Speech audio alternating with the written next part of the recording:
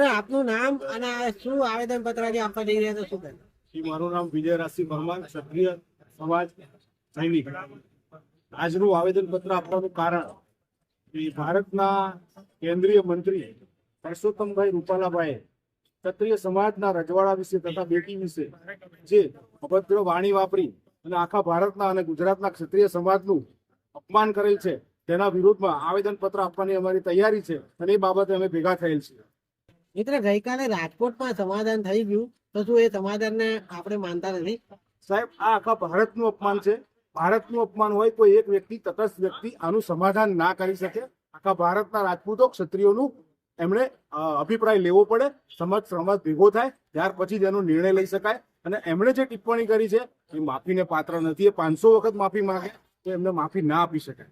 તમારી હવે શું માંગ છે આગળ? અમારી એવી માંગ છે કે એમની ઉપર 156 તથા 152 મુજબ એમની ઉપર FIR થાય. અમારું આ કલેક્ટર સાહેબને આવેદન પત્ર આપીશું. એ આવેદન પત્ર કલેક્ટર સાહેબ DSP સાહેબને ફોરવર્ડ કરે અને DSP સાહેબ 0 નંબરથી FIR કરી અને એમ લાગુ પડતા પોલીસ સ્ટેશનને ફોરવર્ડ કરે અને એમની પર કાયદેસરનો ગુનો નોંધાય અને એમની સમાજની અંદર એક દાખલો બેસે.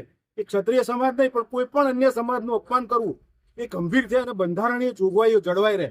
એ હેતુએ અમારે આવેદન પત્ર આપવાનું છે. માંગણી નહીં સ્વીકારે તો આગળ શું કાર્યવાહી? માંગણી નહીં સ્વીકારે તો ક્ષત્રિય સમાજ આવનારા સમયની અંદર જે પક્ષ સાથે જોડેલા છે એનાથી નારાજ થશે અને એનું પરિણામ કદાચ 2024ના ઇલેક્શનમાં જોવા મળી શકે.